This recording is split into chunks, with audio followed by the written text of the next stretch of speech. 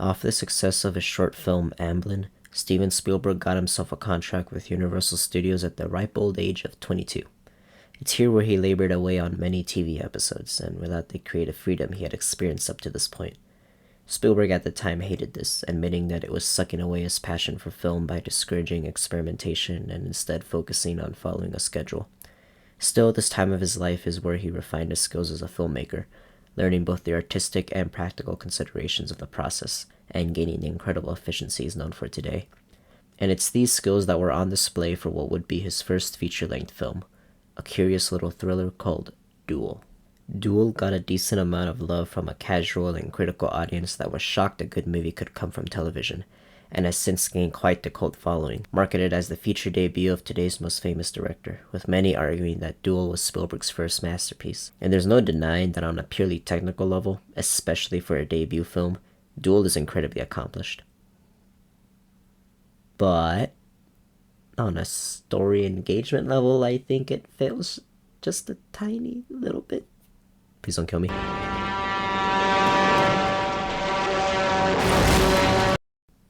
First on the plot, which is about as basic as it gets, but for the film's benefit.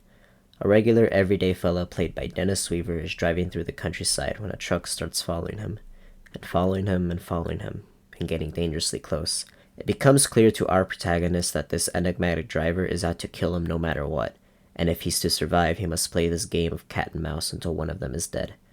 This film is less a duel and more of a chase, but Duel does sound better. So it's a great premise, simple but engaging. What's my problem with it? Well, it's the fact that, in my opinion, this should have been a short film and not a feature.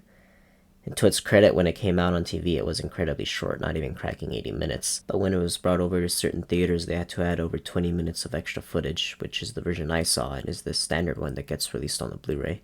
The movie starts at a very leisurely pace that eases you into the main action, but when that action starts, it mostly sticks to one rhythm, which is Dennis Weaver sees the truck looks big and scary, shot reverse shot of the two for 10 minutes, rinse and repeat until the movie ends. It's honestly kind of it. It's not to say I don't like anything in this film. One scene that sticks out is when around halfway through the movie, Dennis Weaver stops at a diner, notices the truck parked outside, and realizes that the driver must be somewhere in the diner right now. It's a genius way of building tension in a way the film hadn't done yet up to this point. But even this scene goes on for too long, and after it's done, it's back to the same pace and rhythm as before. The only other scene I like is the climax.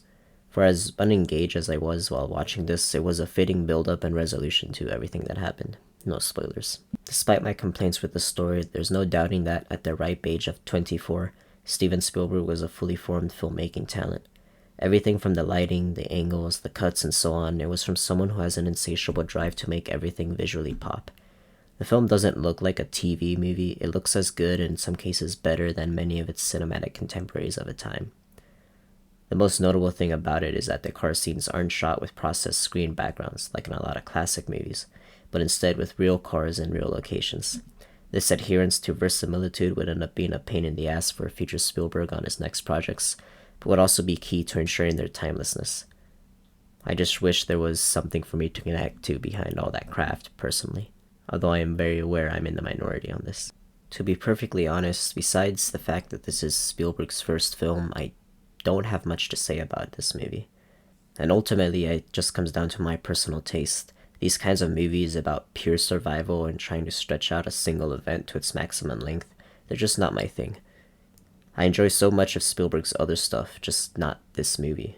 Ultimately, however, I do recommend it, not as a cult masterpiece, but as an interesting little debut. I wonder if Spielberg, or anyone else working on this movie, would realize just what exactly they started, and where this would eventually lead to.